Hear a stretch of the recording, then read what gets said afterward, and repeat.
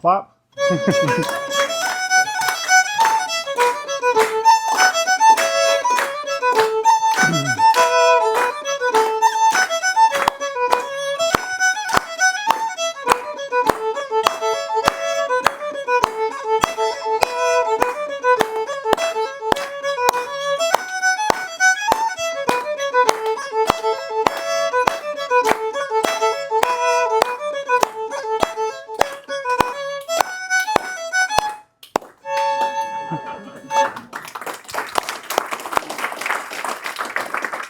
I want to thank you all for coming here today, taking the time out on a Friday afternoon.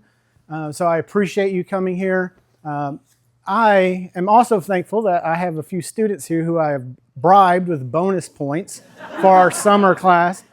So I have a handful of them here. I see them in the audience. Thank you all for coming. Today, I'd like to discuss Scottish immigration into Central Texas, particularly into Salado. But with a lot of my work, I study issues in New Mexico. And I'm going to bring in Santa Fe as a counter narrative to the Scottish Presbyterian experience here in Salado. So to start, I like to tell a story.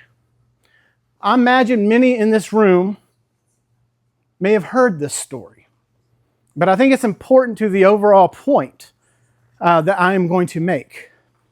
The year is 1882. Salado is a growing town. It has schools, churches, businesses. But one thing they don't have was a saloon.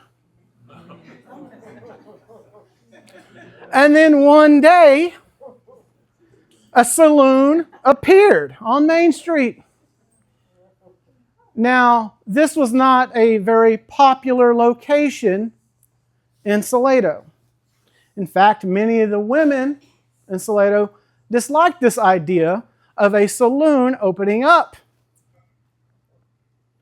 Women were particularly organizing in the Christian temperance movements, and they decide they're going to protest the opening of this saloon. They don't do it by screaming at the owner. They don't do it by marching around with signs. They do it by sitting outside, 2 at a time, knitting.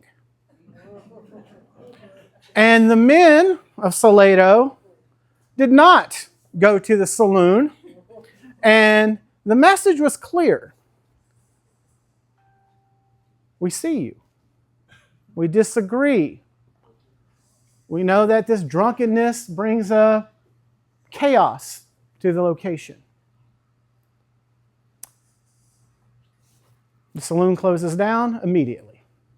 No business.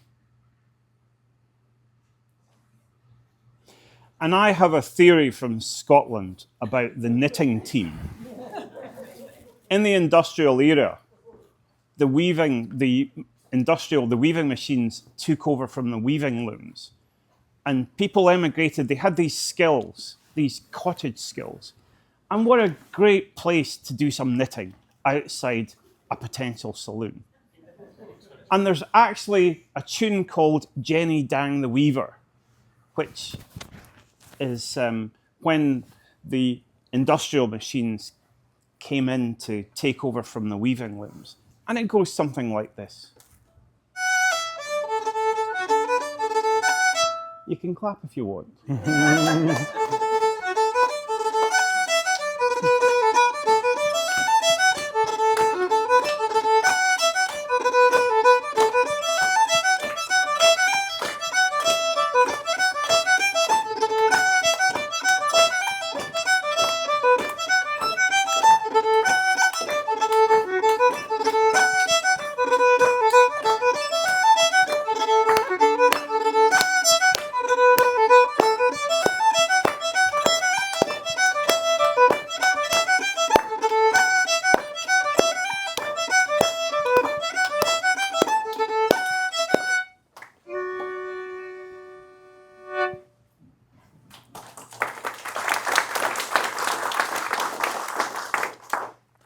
Now, I like to start at the early portion of Scottish, Irish immigration into the colonies.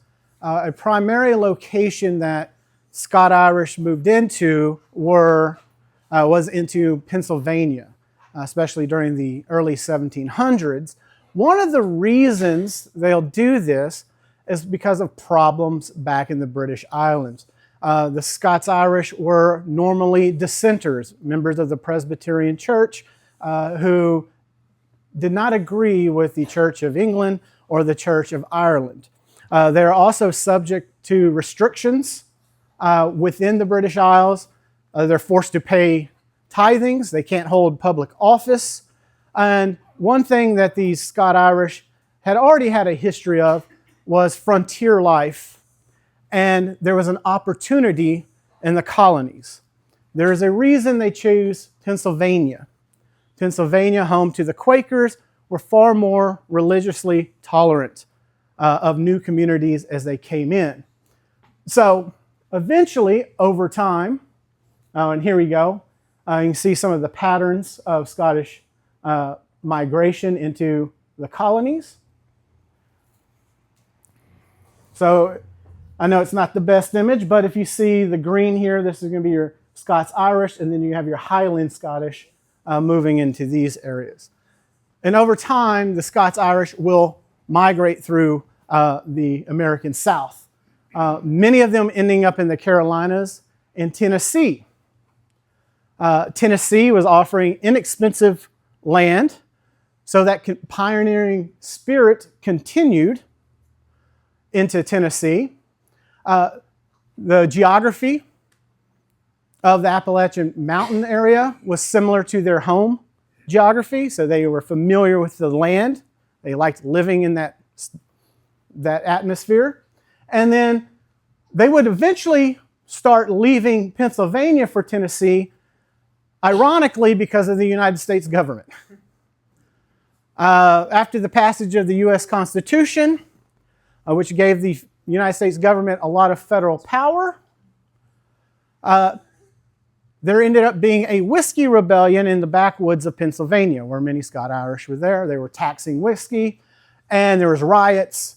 And the United States government, under the leadership of George Washington, marched the military toward that location. Most of the rioters dissented, moved away. Some were arrested, but eventually they wanted to move away from that central authority, and they found that way by going into places like Tennessee. And then ultimately, Texas. As you heard to start the program, the Scots-Irish, a very prominent immigrant group that comes into Texas during the 1800s. They'll do this with the access of land provided by programs started by the Spanish, but once Mexico wins its independence, they will make a deal with Stephen F. Austin and others to bring hundreds of families into the region. The reason they do that is because Spain and then later Mexico has a small population in Texas, not even 5,000 people. So you have to think about this. Spain had colonized Texas for over 300 years at this point, and they only had 5,000 people. A lot of Spanish subjects never wanted to leave Mexico City. It was too far away. The Mexican government, they want to make money, bring those families in, make money from farming, make money from ranching. And as we all know, there ends up being a revolution. Some of our more prominent Texas figures have a Scots-Irish background from the state of Tennessee. Two prominent ones, Sam Houston and Davy Crockett. In fact, historians, and it might be a high estimate, suggest that 75 to 80% of the fighters at the Battle of the Alamo had Scot-Irish background.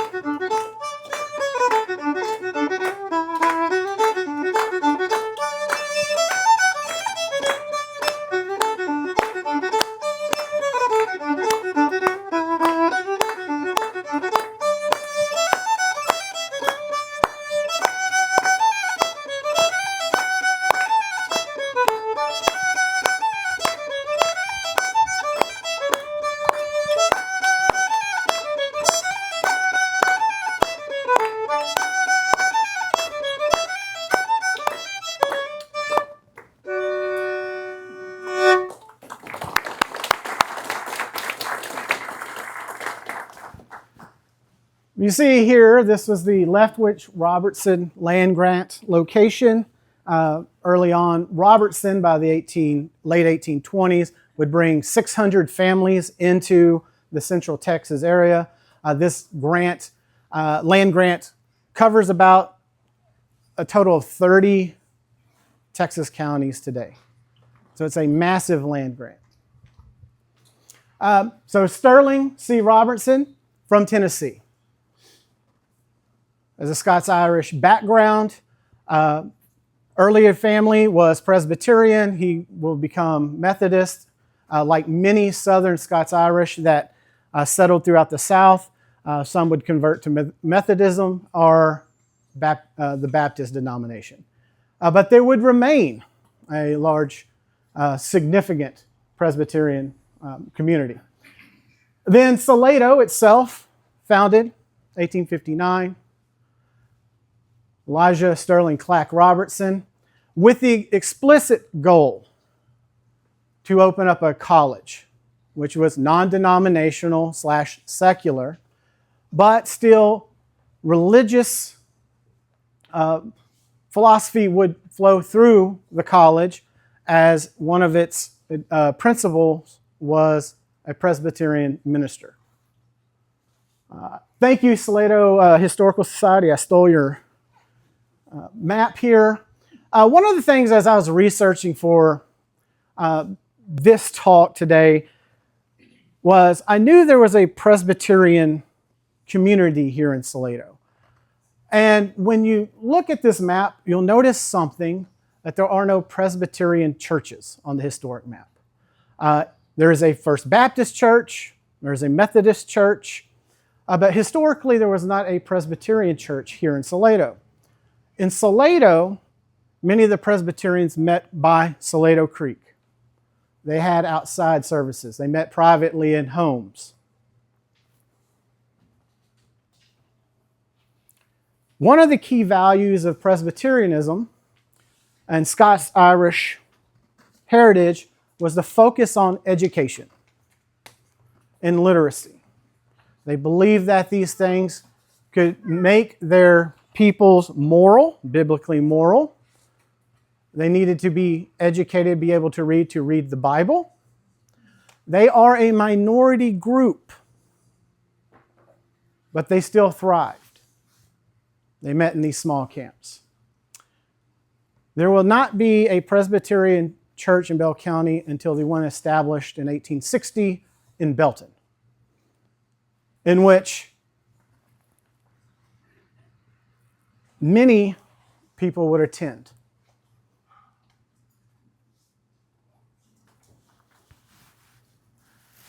Another aspect of life in Salado was its central location on the Chisholm Trail. Chisholm Trail lasted about 1860 till the mid-1880s, and the reason it kind of goes away is because of the expansion of the railways. Thousands upon thousands of people passed through Salado on these cattle drives. They would stay at the Stagecoach Inn. They would go to local services. We have to think about what life was like on the trail. The Chisholm Trail, in fact, was named for a Scots Cherokee, Jesse Chisholm, out of Kansas, where he established trade routes between Oklahoma and Kansas, and the cattle drives here in Texas connected to those trails. This would lead to the establishment of many cow towns. Central locations, meetup spots on the trail, many of them in North Texas, going into Kansas. These places were known for their violence, drinking, gambling, shootouts, all the Wild West history that lives on in American mythology.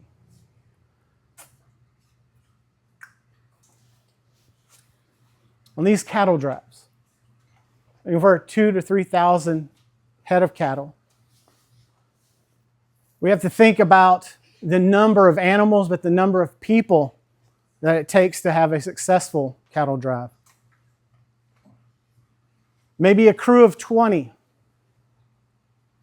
They're in charge of 2,000 to 3,000 heads of cattle, anywhere from 100 and 150 horses. Most of the cowboys had at least 5 horses apiece. So think of a spare tire. As I mentioned earlier, the Stagecoach Inn was very popular.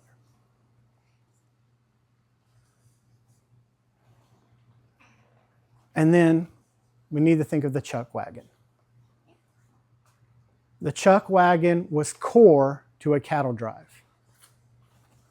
It was a place where cowboys went for coffee and breakfast in the morning. And after a 10 to 12 mile trip on the trail, a stressful day, a place where they can meet together, have dinner, strategize, even hold impromptu worship services.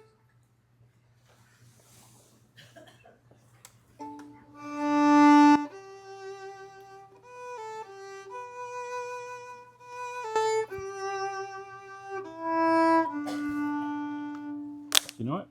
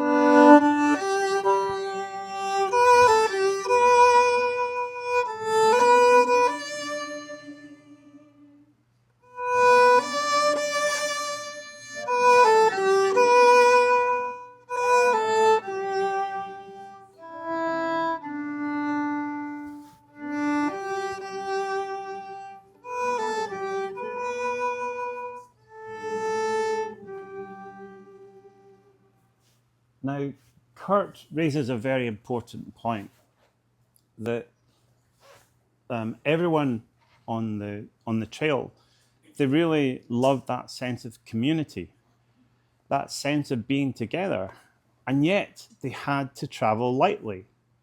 So if we go back to 1745 in Scotland, and we have the Culloden, and we have the Jacobites, and the English, and the way of life in Scotland, you can't speak Gaelic for a period of 40 years.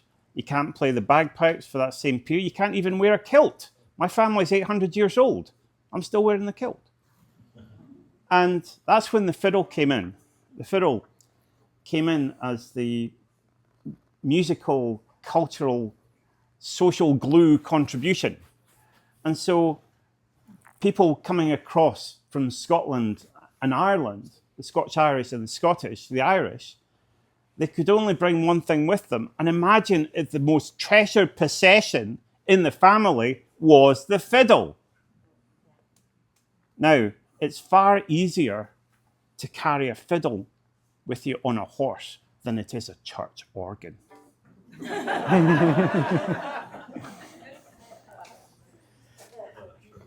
Moving from rustling cattle to rustling the spirit, I'd like to talk briefly about Hugh Wilson. He's been labeled the father of Texas Presbyterianism. He was a Presbyterian minister of Scots-Irish descent. He moved into Texas in 1837 and start establishing a broader network of Presbyterian churches throughout Southeast Texas and then later into Central Texas. He, like many ministers in Texas, circuit road, which meant they went from community to community for sermons, and they many of these and go to locations where there wasn't an established church. As you can imagine, this isn't a well-paying job. He was known to start doing odd jobs in the locations he was preaching at, including farming, roof building in one case. Very interesting guy. But it was important to remember, I like to point a grander scale for American history. There's ministers like Hugh Wilson who come out of the Second Great Awakening creating one of, and I argue, the probably most foundational and important private institution in the United States of America, and that's the American church systems throughout the nation. And he is one of the key figures in that. Now, I know for Salado, we're in the Salado Museum. A portion, or a large part of my work deals with New Mexico. So when I'm researching for this, I was looking into Salado a lot. And the things I was reading was radically different than what I've noticed what was going on in places like Santa Fe, New Mexico. And I wanted to kind of get at the root. What was the difference? What was going on in these two locations that made their experiences so radically different? Well, first, we can start looking at the previous culture, the culture that was there, the dominant culture, this Hispano culture, Spanish Catholic, Mexican Catholic. New Mexico, unlike Texas, was more populated. It was one of the better places for the Spanish Empire and then later Mexico, has cultural ties through the Catholic Church to Mexico City. In fact, I grew up in Cameron, named after Ewan Cameron, who a young Scot who moved in, fought in the Texas Revolution, had the bright idea with many others to try to go into New Mexico in the Meyer expedition, to convince New Mexico to have their own revolution. They're captured by the Mexican army and executed. So what's going on in New Mexico? I like to point out there is no mass Anglo migration. That means English-speaking white people. That wasn't the case in Pennsylvania. That wasn't the case in Tennessee. And that wasn't the case here in Texas. Many white Americans had already been going into New Mexico as early as the 1820s, mainly traders along the Santa Fe Trail. And you know what they were known for when they got there? Drinking. Rabble-rousing, causing problems. And this would be a trend that continued all the way through the 1880s in Santa Fe. One of the big issues was there was no Protestant influence in that location. Central Texas, Presbyterian, Methodist, Baptist, other denominations.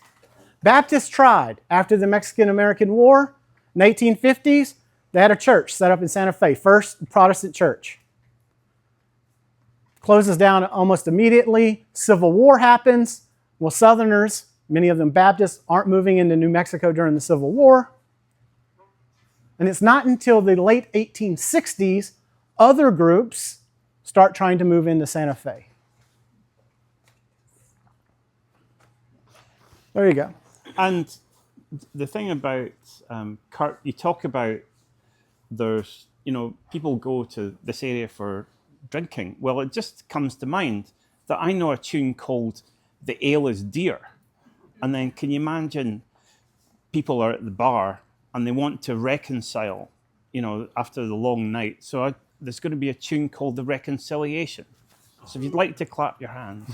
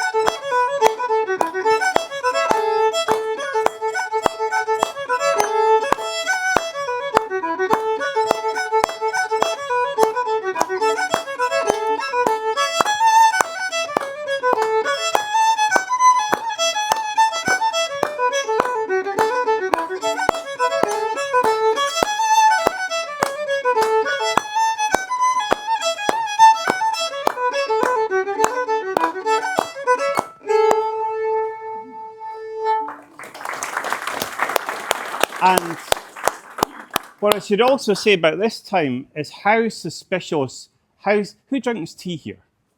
Does anyone drink tea? Come on, you can be honest. Anyone drink coffee?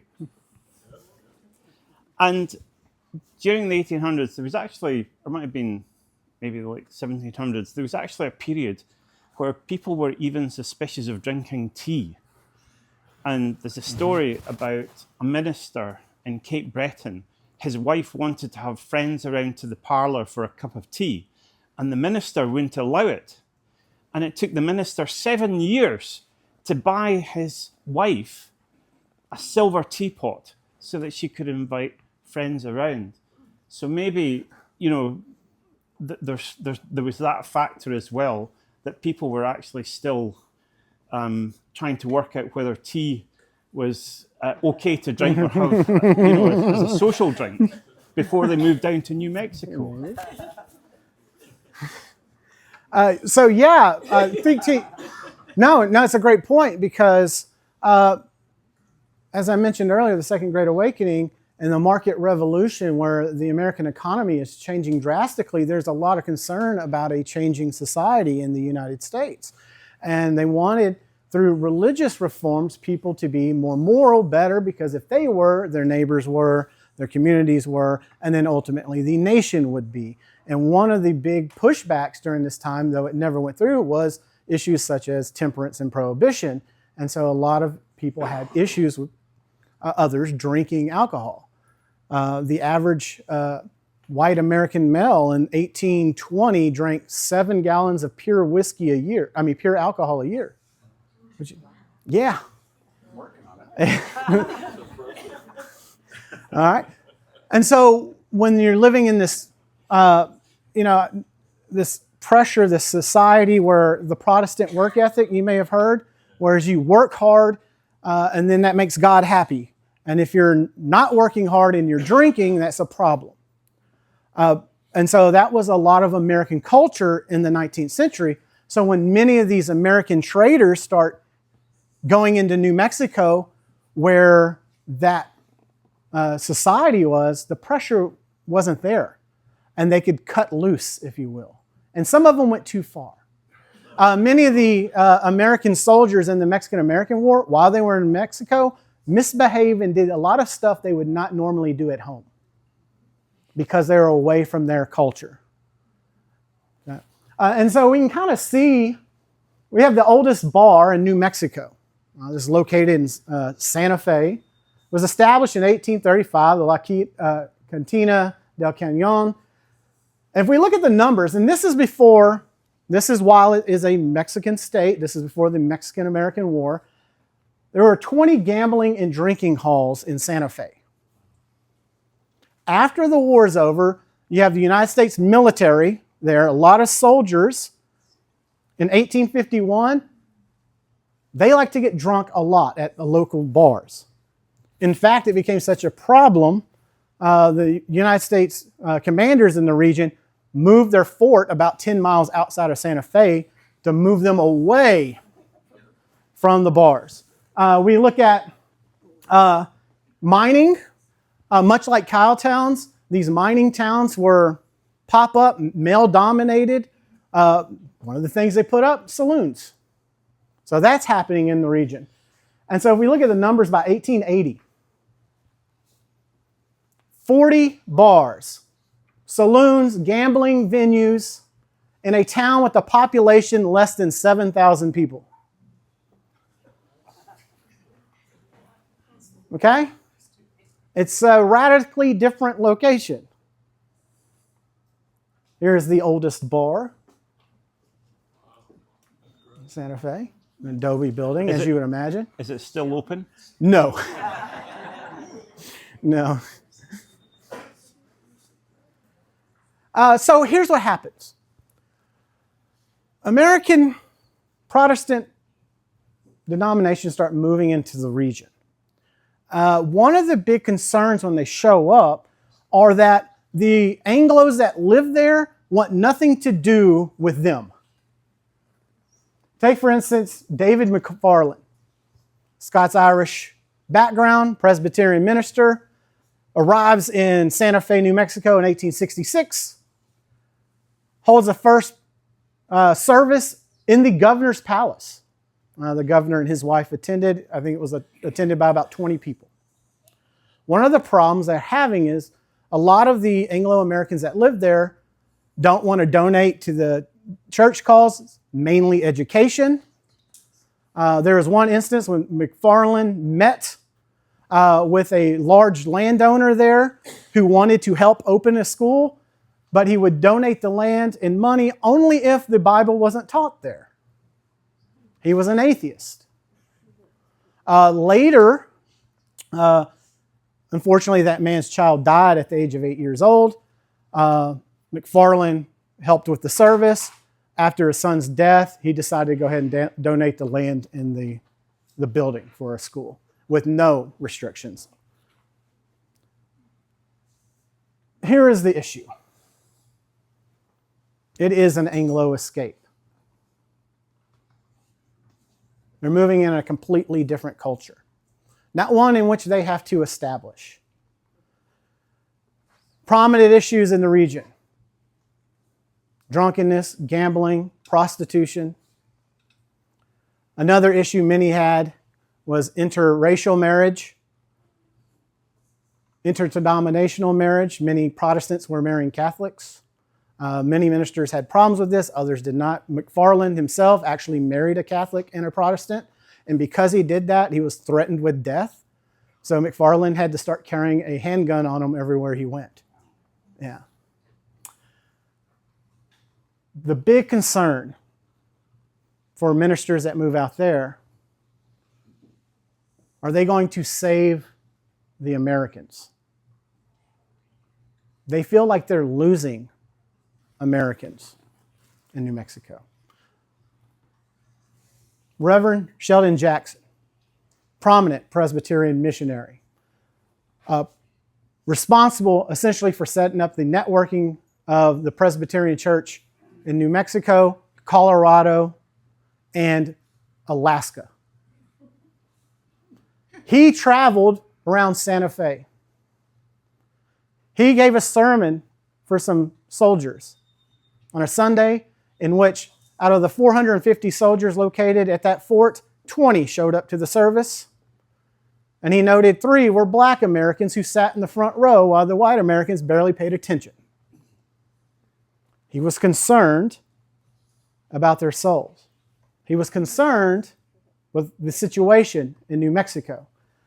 He has a great quote: "When will the American church give gospel privileges to its sons and daughters in their own land?"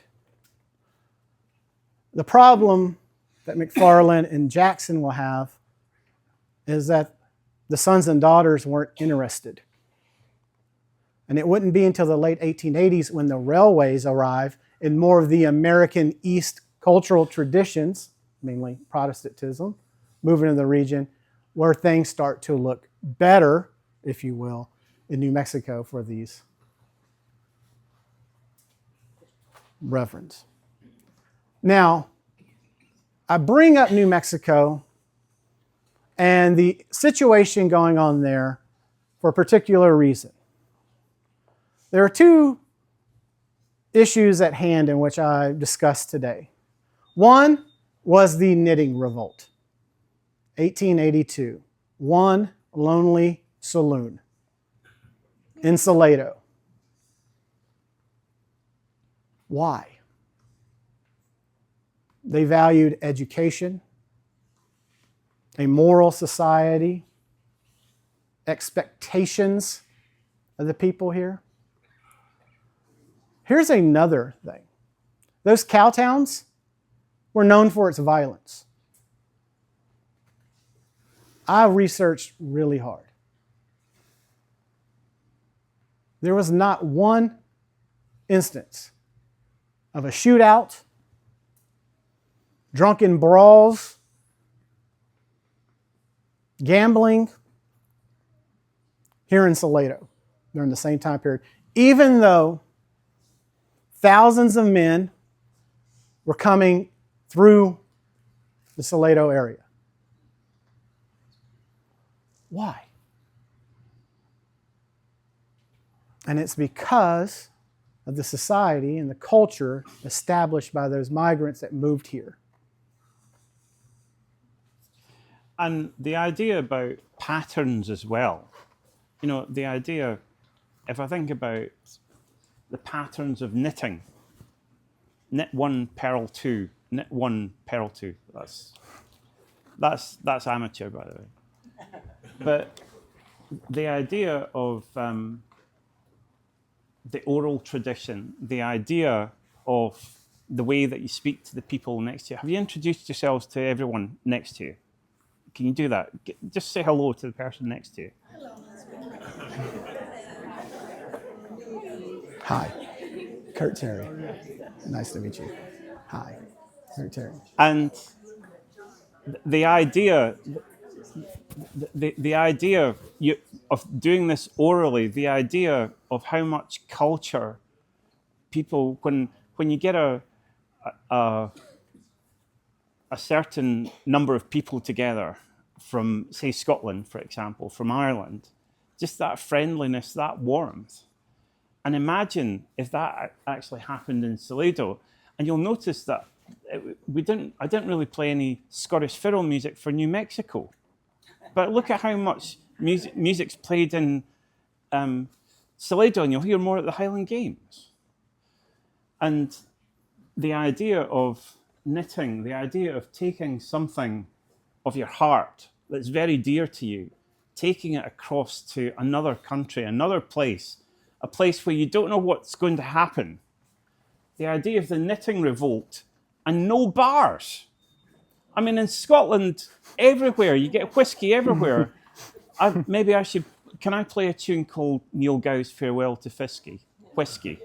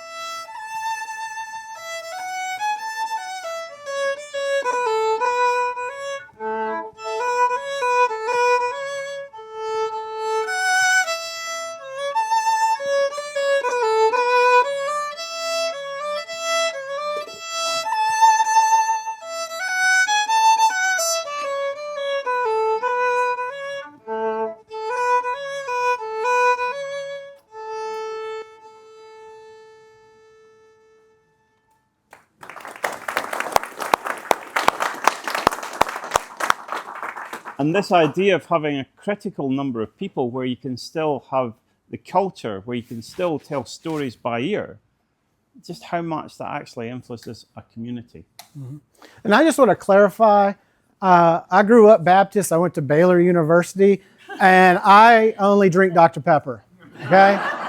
Just want to throw that out there. I want to save this last portion for questions and answers, maybe song requests. So does anybody have any questions for either one of us? Yes, sir.